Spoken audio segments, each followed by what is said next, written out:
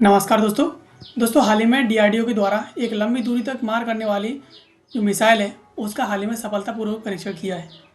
अब ये जो मिसाइल है इसका हाल ही में डीआरडीओ के द्वारा टेस्ट किया गया है और ये सफल रहा है।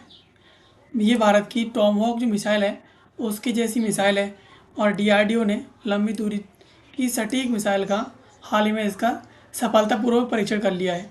चलिए इसके बारे में थोड़ा विस्तार से समझते हैं कि आखिरकार इसे टॉमहॉक मिसाइल से क्यों कंसीडर किया जा रहा है। इसके अलावा इस मिसाइल की खासियत क्या क्या है और इस मिसाइल को किस प्रोजेक्ट के तहत बनाया गया है। चलिए इसके बारे में थोड़ा विस्तार से समझ लेते हैं। यानी अब यहाँ पर LRLACM भारत की लॉन्ग रेंज की ये एक क्रूज मिसाइल है। अब इसकी मुख्य उपलब्धियों की बात करें तो डीआरडीओ ने सोमवार को LRLACM का इसकी जो उड़ान थी उसका सफलतापूर्वक परीक्षण किया है। ये जो परीक्षण था वो उड़ीसा तट के डॉक्टर APJ अब्दुल कलाम जो द्वीप है वहाँ से इसका परीक्षण है वो किया गया है। मिसाइल ने 1000 किलोमीटर के अपने लक्ष्य को सटीकता से भेदा है। यानी 1000 किलोमीटर दूर इसका टारगेट था उसे इसने सटीक निशान लगा करके टारगेट को नस्ते नाबूद कर दिया है। इसके अलावा सभी मिशन जो पूरे उद्देश्य थे इसके जो पूरे हो चुके हैं और पहले की समस्याएं थी वो भी दूर हो गई हैं। ये भारत के स्वदेशी रक्षा कार्यक्रम के लिए एक ऐतिहासिक क्षण है।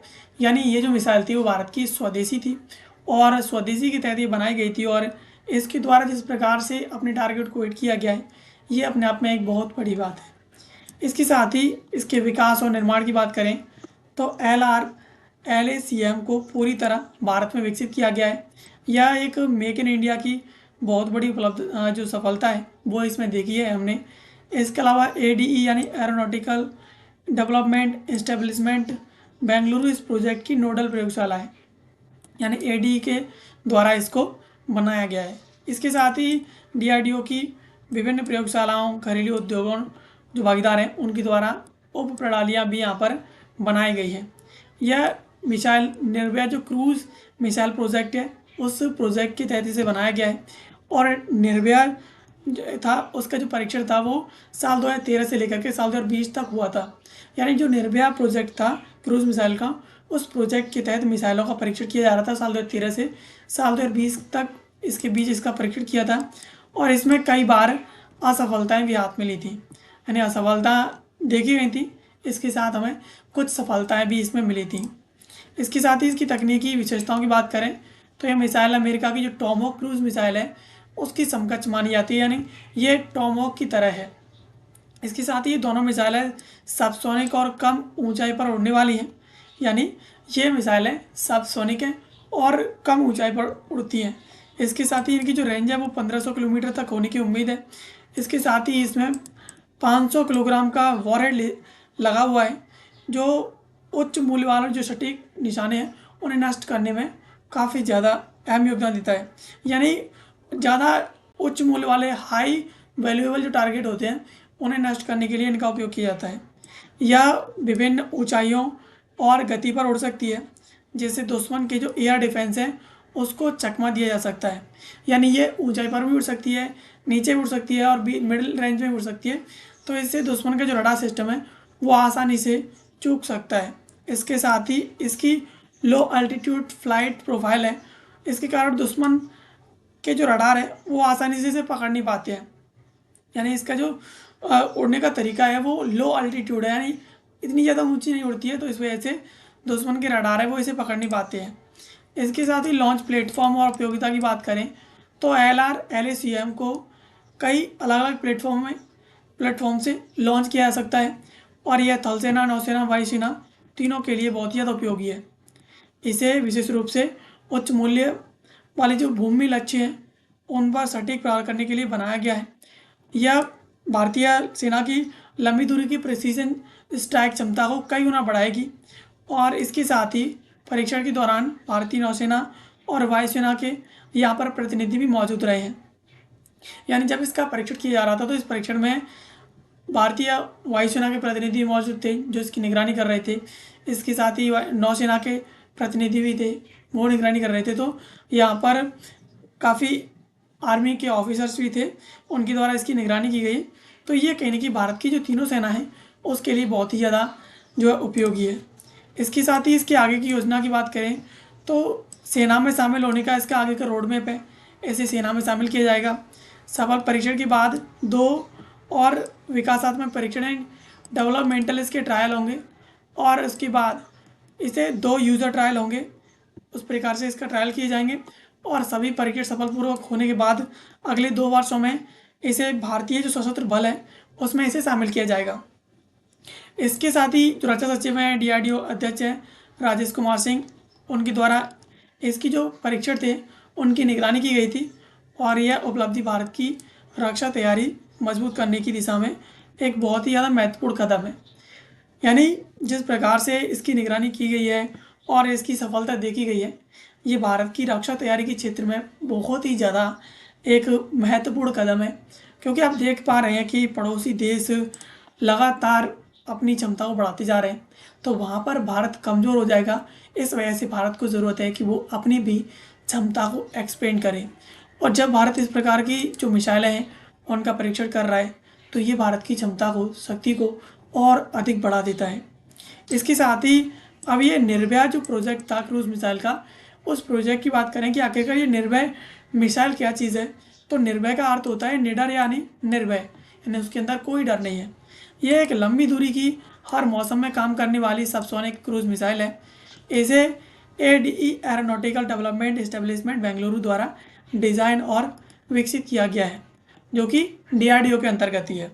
यह मिसाइल 0.7 मैक की गति से उड़ती है और दुश्मन के रडार से बचने के लिए समुद्र की सतह के करीब ज़मीन से चिपक कर चलने में भी सक्षम है, यानी ये ज़मीन की जो सतह है वहाँ पर भी आसानी से चल सकती है। इसके साथ ही इसका जो वजन है वो 1500 किलोग्राम का है। इसकी लंबाई 6 मीटर की है और इसकी चौड़ाई है 0.52 मीटर की इसकी चौड़ाई है। पंखों का फैलाव है वो इसका 2.7 मीटर तक रहता है, और यह मिसाइल पारंपरिक जो पारंपरिक मिसाइल है और जो परमाणु मिसाइल है, दोनों प्रकार के हथियार ले आ सकती है। इसके साथ ही इसकी तकनीकी संरचना की बात करें तो ये 2 चरण वाली मिसाइल है। पहले चरण में इसमें ठोस ईंधन यानी सॉलिड फ्यूल लगा हुआ है, दूसरे चरण में इसमें तरल ईंधन लगा हुआ है, लिक्विड फ्यूल लगा हुआ है, यानी जिसे टर्बो इंजन कहते हैं, वो इसमें लगे होते हैं। इसके साथ ही उड़ान के लिए राइट लेज़र जो गियरोस्कोप होते हैं वो इसमें लगे हैं, इसके आधारित गाइडेंस है। इसके साथ ही इसमें कंट्रोल नेविगेशन के लिए भी ये पूरी तरीके से उससे लैस है। इसके अलावा इसमें GTRE द्वारा विकसित एक स्वदेशी मानिक टर्बोफैन इंजन लगा हुआ है, जो रूसी NPO सैटर्न 36 MT इंजन की जगह लेगा। यानी GTRE जो कंपनी है अमेरिकन, उस कंपनी के द्वारा विकसित है एक मानिक टर्बोफैन इंजन, जो पहले इसमें रूसी NPO लगा हुआ था सैटर्न 36 MT, अब उसे रिप्लेस करके उसकी जगह मानिक टर्बोफैन लगेगा। इसके साथ ही यह missile advance systems laboratory ASL द्वारा विकसित सॉलिड रॉकेट मॉनिटर बूस्टर से लॉन्च होती है। इसके साथ इसे ट्रक आधारित मोबाइल लॉन्चर से भी दागा जा सकता है, यानी इसे एक तो सॉलिड रॉकेट मोटर बूस्टर से लॉन्च किया जाता है, दूसरा इसे जो ट्रक आधारित जो मोबाइल लॉन्चर्स हैं उसके थ्रू इसे लॉन्च किया जा सकता है। इसके साथ ही यहाँ पर निर्भय से LR LACM तक के सफ़र की बात करें, यानी ये जो पहले मिसाइल थी वो निर्भय थी, लेकिन अब इसे LR LACM के नाम से जाना जा रहा है। तो इसके सफ़र की बात करें तो फरवरी 2020 से DRDO ने निर्भय प्रोजेक्ट को पूरी तरीके से बंद कर दिया था और LR LACM की घोषणा की थी, जिसकी रेंज 1000 से अधिक होगी।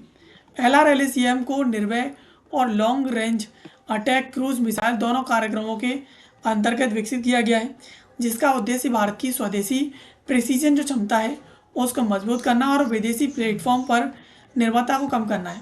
यानी भारत की स्वदेशी जो प्रिसीजन जो स्ट्राइक कैपेबिलिटी है उसे एक्सपेंड करना, उसे बढ़ाना है।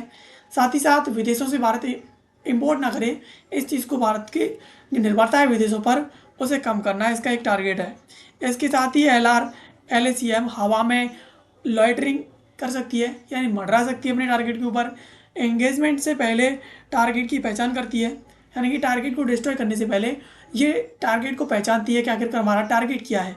इसके साथ ही ये टर्मिनेट फेज़ में अत्यंत सटीक प्रहार करती है, यानी जब ये टारगेट को पहचान जाती है तो ये इतना सटीक प्रहार करती है कि टारगेट चाह कर भी बच नहीं पाता है।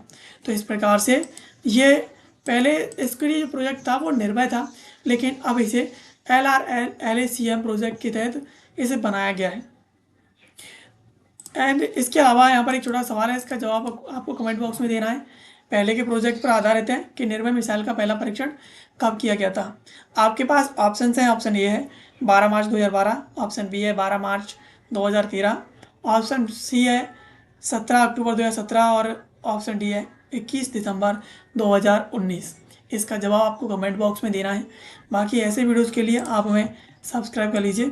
मिलते हैं किसी अगली वीडियो में किसी नए और महत्वपूर्ण टॉपिक के साथ। तब तक के लिए आप सभी का बहुत बहुत धन्यवाद।